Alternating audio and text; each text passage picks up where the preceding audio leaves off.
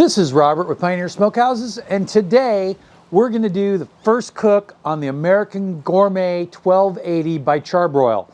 Now, on the last two videos, I did an assembly video, and then I did a seasoning and a biscuit test video to kind of get an idea of where we were at. Now, I've already went ahead and got a briquette bed going, and I'll go ahead and show you that. And it's going nice and good. And then just for a little flavor, I threw in a big handful of wood pellets in there, and that's what you see burning. But that'll go out in a second as soon as those are consumed. I'm gonna go ahead and I'm gonna add a little charcoal to that, while I will actually light the fire with briquettes because they're easier to light and they're more consistent, and also they don't pop and spark. I like to cook with the lump charcoal. I went ahead and dumped a bunch on there, and I might just give that just a little stir.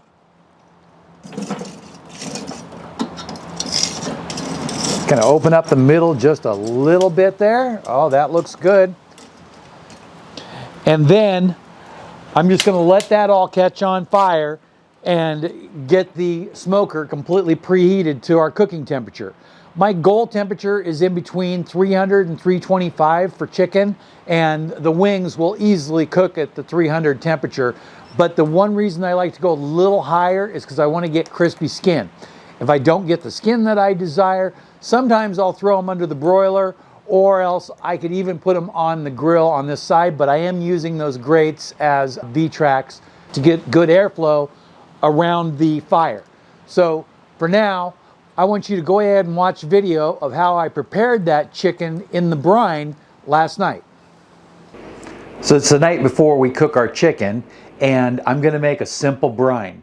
Now, my brine recipe is 1 cup of salt for a gallon of water. I have a 1/4 cup right here, and I'm gonna use 32 ounces or a quart of hot water. So first thing I'm gonna do is I'm gonna go ahead and dump that in.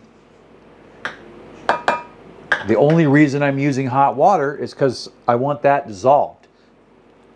Now here I have my other seasoning, and that's Cosmo's Dirty Bird rub.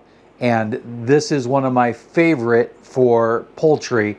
And I even like it with turkey. If you just add a little sage, it just kind of brings it all together.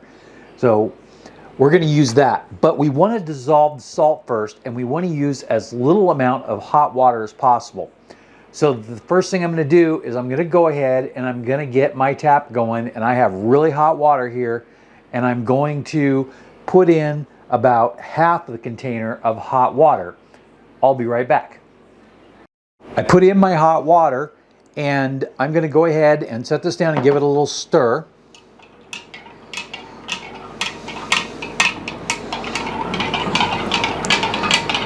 If it's not hot enough to dissolve this salt, I will put it in the microwave and heat it up a little bit more. And it doesn't have to be 100%, just mostly. There's just a little more than a 1/4 cup in here anyway. And if you're concerned about getting a faster dissolve, use pickling salt, or else you can take your salt and put it in your food processor, and the smaller crystals will dissolve faster. So then, after I stir it, I can look down in there, and it's still foggy, but I think that the salt is all gone because you would see it laying across the bottom like that, and that is excellent. So next I'm going to go ahead and add the seasoning mix, and if you have a different seasoning that you like on your wings, then by all means use it. This is just the brine, so when this is done, we're actually going to rinse it off, and then we'll put more seasoning on. But I like to infuse this seasoning into the chicken wings. There is a little bit of salt in the Dirty Bird rubs, so remember, don't overdo it, and definitely rinse it before you go and re-season and cook. I'm going to grab some ice cubes, and I'll be right back. I have a tray of ice cubes here, and the only reason I'm doing this is because I want it to cool off fast. But if you have a little bit more time, you can just leave it in the refrigerator, like make it in the morning, and then right before bed, put your wings in. And Even if you're just doing wings, they don't need more than a couple of hours anyway. And you'll be able to get the effect of the brine. The idea is to suck the liquid out of the wings and then to have the liquid go back into the wings with the salt and the flavoring to help them get the flavoring and a little moisture.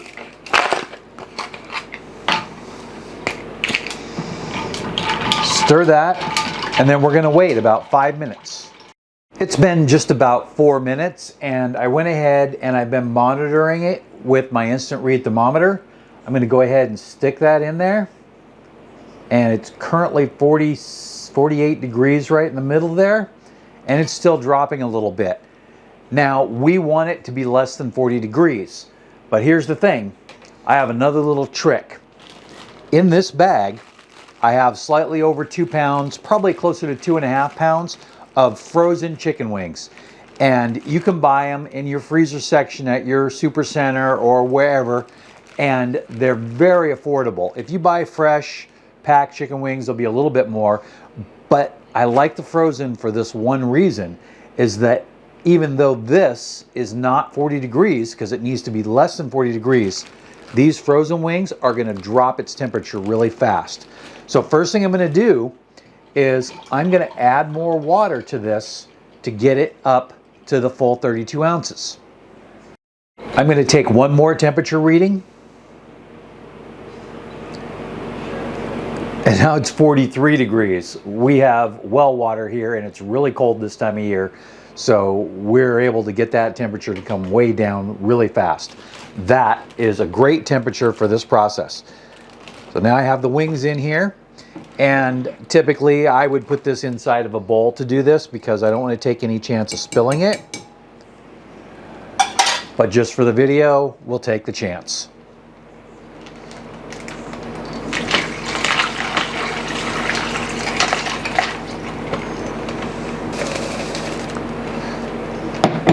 Okay, there we go. Now I'm going to go ahead and close this about halfway and try to get as much of the air out as I can. And that feels like it's completely sealed. Now check it for leaks. All right, we're going to leave it sit here for a second. Now what I'm going to do is I'm going to put that in a bowl in my refrigerator, and before I go to bed I'm going to turn it a couple of times, and then tomorrow morning I'm going to turn it a couple of times again. And the whole idea is we don't want these pieces that are on the very top to not get any liquid on them. And also you could also use a glass baking dish, which I do use sometimes. If it'll fit in there, I might do that, and then the liquid will spread out more and you might actually get better coverage on your chicken. But the idea is we don't want to get any pieces that are not fully covered. And there is a little bit of gaps here, so I think we can push it around a little bit and get everything underneath there. So that's all we're going to do for tonight. And then when we go to put it on the smoker tomorrow, we'll rinse it off and season it up, and it'll be good to go. Here's that chicken. And before I came over today, I went ahead and I rinsed it off really well. And then I coated both sides with more of the Cosmos dry rub. Now, I plan on adding just a little bit more of that, but I wanted to make sure that it had a chance to sit in a little bit more of it without the actual brine solution. Remember to watch out for the salt level. If you don't wash off that brine, you will have salty food. See here that I have the black nitrile gloves, and I try to use these all the time. I just think it's easier than running back and forth and washing my hands, especially when I'm playing with the cameras and I don't want any food contamination. Now I'm going to go ahead and I'm going to open this. We are just above 250 right now and the temperature is rising, so 250, I'm pretty safe to put them on. I'm going to use the top rack today to cook.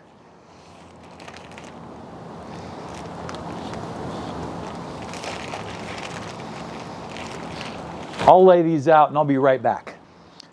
So I've got these all laid out here, and you can see I just kind of went 3 across until I got to the end, and then I just had one extra one and I threw it out there.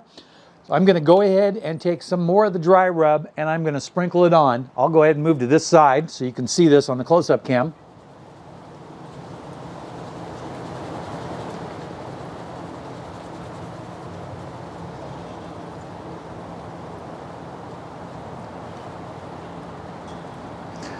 Now, even if I miss a spot, this should be well seasoned because it's been brined in this same seasoning, and then I also did a dry brine on the way here with this seasoning.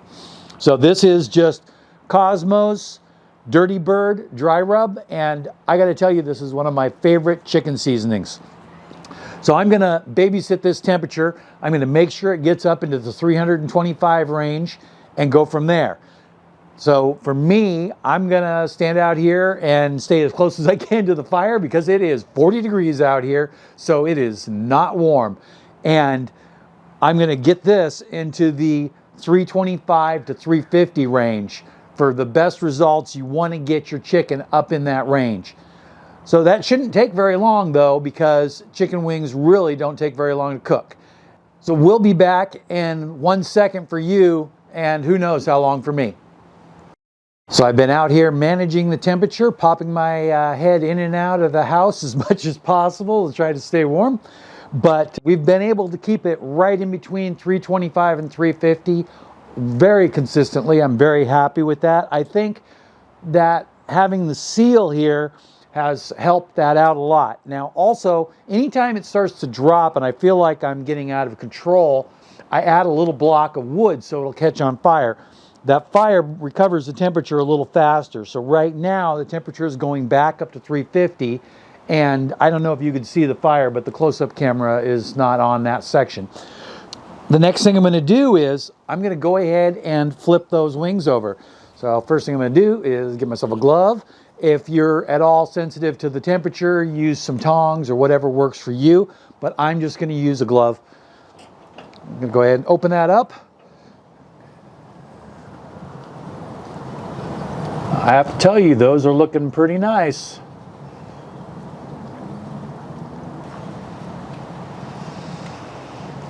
All right, I went ahead and flipped them.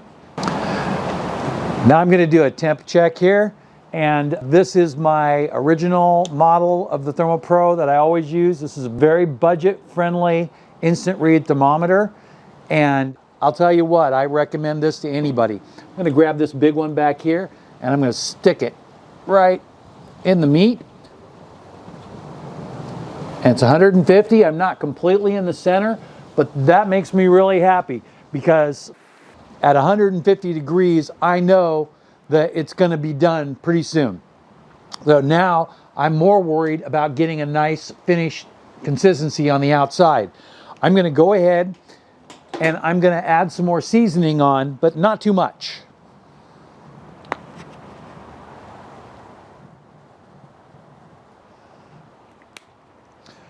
Okay, and that's it for the seasoning I'm going to add. I'm going to get this closed back up and get that temperature recovered. Something that I might consider would be to add fire bricks across the bottom. That will help hold a lot more heat inside the body of the smoker. We're going to go ahead and just let this roll. I'm going to watch it for about 5 more minutes and make sure that the temperature recovers. And then we're going to let it just slow cook for about another 20-30 minutes, and then we'll be ready to eat. So it looks like the chicken is done. I'm going to grab a fresh glove here, and then I'll grab the instant read thermometer, turn that on, grab another one of these big pieces here,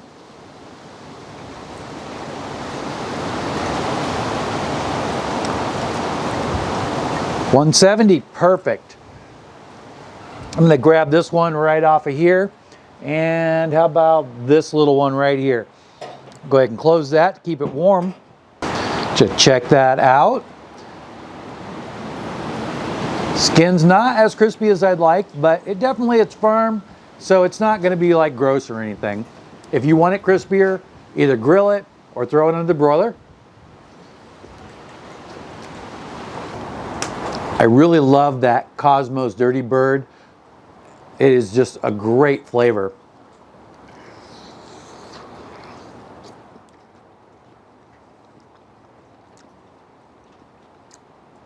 I think the wings could have used a little garlic. And this would be really good with some Frank's Red Hot or just some Tabasco. Well, that was good. Let's try this one.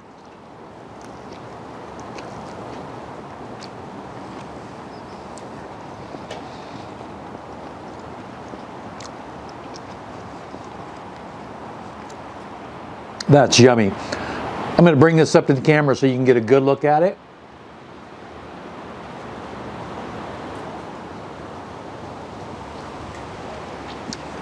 I think we're done with this cook. I'm going to eat this, and then I'm going to take the rest of these off and take them in the house, and we're going to have a little dinner. We have a successful series with this smoker, and hopefully I'll get back another day to cook some beef, maybe a chuck roast or something else that's one of your favorites. I know that the owner of this smoker is planning on cooking some ribs in the very near future. So thanks for watching. If you saw anything you like in the video, there's affiliate links below. Those help support the channel. I will get compensated for those, but they won't cost you anything extra. Have a great day.